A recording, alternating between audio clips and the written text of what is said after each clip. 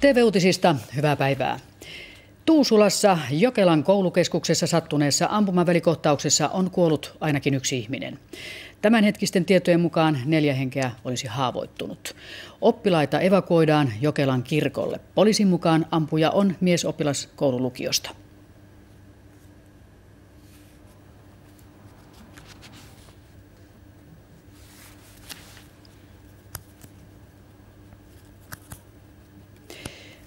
Ampumakohtaus alkoi puolen päivän aikaan Jokelan koulukeskuksessa. Rakennuksessa sijaitsee sekä yläaste että lukio. Tiettävästi koulun 18-vuotias miesoppilas alkoi ammuskella. Ja tämänhetkisten tietojen mukaan oppilas alkoi ammuskella kesken oppitunnin kello 12.15. Rehtori kuulutti, että oppilaiden ja opettajien pitäisi mennä luokkiinsa ja lukita ovet. Tämänhetkisten tietojen mukaan ainakin yksi ihminen on siis ammuskelussa kuollut. Töölön sairaalan lääkäri kertoi, että kuolonuhri on keski-ikäinen nainen. Ampumavälikohtaus alkoi puolen päivän aikaan Jokelan koulukeskuksessa. Rakennuksessa sijaitsee sekä yläaste että lukio. Tiettävästi koulun 18-vuotias miesoppilas alkoi ammuskella. Töissä olleen opettajan mukaan kesken oppitunnin kello 12.15 rehtori kuulutti, että oppilaiden ja opettajien pitäisi mennä luokkiinsa ja lukita ovet. Tämänhetkisten tietojen mukaan ainakin yksi ihminen on ammuskelussa kuollut. Töölön sairaalan lääkäri kertoi, että kuolonuhri on keski-ikäinen nainen. Haavoittuneita on mahdollisesti 4. Keskusrikospoliisi seuraa tapahtumaa, mutta ei vielä varmista uhrien määrää. Piiritystilanne jatkuu edelleen eikä kaikkia loukkaantuneita ole saatu rakennuksesta ulos. Oppilaita evakuoidaan edelleen koulusta. Jotkut ovat päässeet jo pakenemaan ikkunoiden kautta. Osa koululaisten vanhemmista ehti koulun lähelle pian ja lapsiinkin on saatu yhteys ainakin joihinkin heistä. Kuinka järkyttävältä tämä vanhemmasta tuntuu? Kyllä tämä aika järkyttävältä vaikuttaa. Nyt varsinkin kun ei tiedä toisesta pojasta nyt mitään, niin kyllä tämä vähän huono homma on. Että onneksi toisen sai nyt tietää, että se on kunnossa, että ei ole mitään hätää, mutta vanhemmit poika vielä pitäisi saada kiinni tai tietää sitä ainakin, että onko jotain tapahtunut. Oppilaita on evakuoitu ja evakuoidaan edelleen Jokelan kirkon tiloihin ja vanhempia ohjataan kirkolle etsimään lapsiaan. Kirkolle on myös perustettu kriisikeskus. Lisäksi Punainen Risti on avannut kriisipuhelinnumeron. Juuri tulleen tiedon mukaan ampujasta ei enää ole vaaraa ulkopuoliselle, kertoo tutkinnanjohtaja Tero Haapala. Jokelan koululla Tuusulassa on paikalla myös toimittajamme Paula Näyhä. Mitä siellä on juuri nyt kerrottu tapahtumista? Jokelan koulu, eli tämä onnettomuuskoulu on siis tuossa selän takana ja kuten näkyy, piiritystilanne jatkuu edelleen. Osa oppilaista on edelleen tuolla koulussa ja ilmeisesti myös ammuskelija on siellä yhä. Mitä silminnäkijät ovat kertoneet tästä murheellisesta tapahtumasta? Ovatko he nähneet ampujan?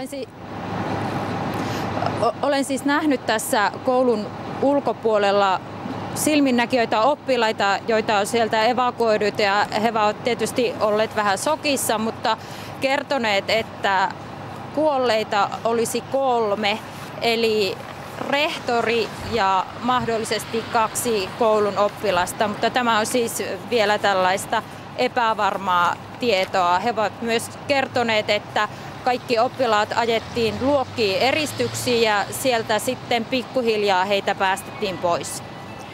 Mitä siellä tapahtuu tämän jälkeen? Onko kerrottu kriisiavusta tai muusta? No, tänne Jokelan keskustaan on siis perustettu kriisikeskus, jossa annetaan apua oppilaille ja vanhemmille ja käydään tätä tilannetta läpi. Ja kello 18 illalla poliisi pitää tiedotustilaisuuden, jossa kerrotaan tarkemmin, mitä tuolla koulussa on tapahtunut. Mitä siellä on kerrottu ampujasta? Meillähän siis poliisi on kertonut, että hänestä ei ole enää vaaraa, mutta mitä tarkemmin siellä tiedetään? Ei tiedetä muuta kuin se, että oppilaat kertoivat tässä jo aiemmin, että ampuja olisi otettu kiinni ja kerrottiin myös, että tai yksi oppilas sanoi, että tämä ammuskelija vaan ryntäsi kouluun ja käyttäytyi levottomasti ja alkoi siellä riehua. Muuta tietoa ei ole. Oliko hän tuttu oppilaille? Oliko ampuja koululaisten tuttu? Tunnistivatko he heti hänet? Nyt ei valitettavasti ääniyhteys meluisaan paikkaan sinne Tuusulaan oikein toimi. Joka tapauksessa näyttää siltä, että ampuja on etukäteen halunnut kertoa itsestään internetin kautta. Internetpalvelu YouTubessa on nimittäin useita videokatkelmia ja viestejä, jotka saattavat olla tämän Jokelan ammuskelijan tekemiä. Yhden videon otsikko on suomeksi käännettynä Jokelan lukion verilöyly 7. marraskuuta. Tämä video ilmestyi YouTubeen jo eilen. YouTube-sivustolta on löytynyt myös saman käyttäjän lähettämä videokatkelma nimeltä Testaan vain asettani, jossa mies muun muassa ammuskelee ja vilkuttaa kameralla. Tavoitimme hetki sitten eduskunnasta pääministeri Matti Vanhasen, joka kommentoi näitä murheellisia tapahtumia seuraavasti.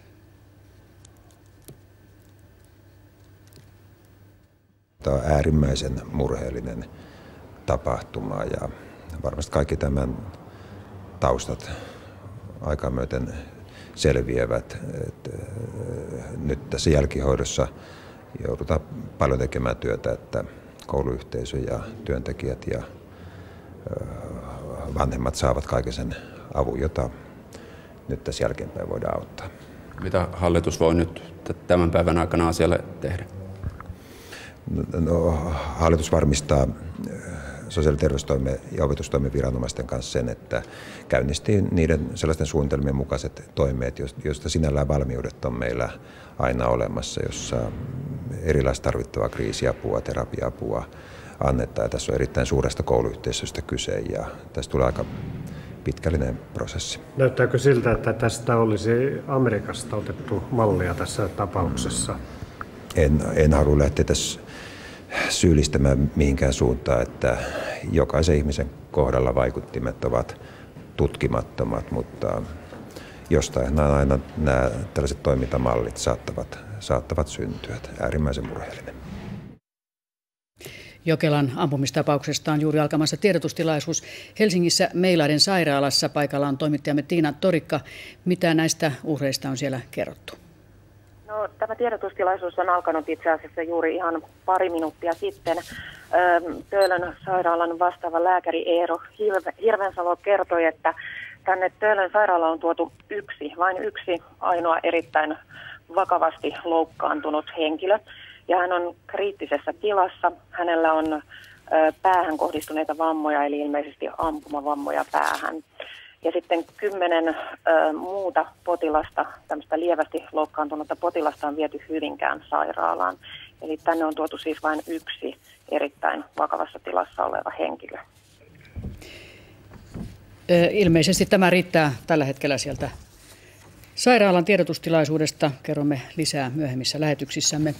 Näiden oppilaiden vanhemmille, koulun oppilaiden vanhemmille on avattu kriisipuhelin. Sen numero on 020 366 266.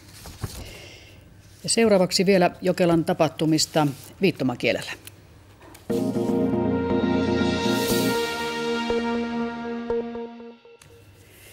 Jokelan koulukeskuksessa Tuusulassa on tapahtunut ampumavälikohtaus, jossa on kuollut ainakin yksi ihminen.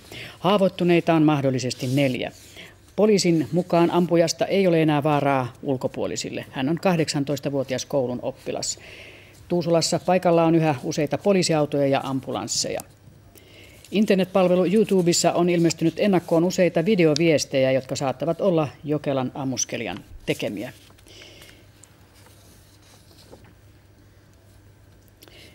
Jokelan kirkolle on perustettu kriisikeskus. Punaisen Ristin kriisinumero on 020366266. Palaamme asiaan lähetyksessämme kello 18.25.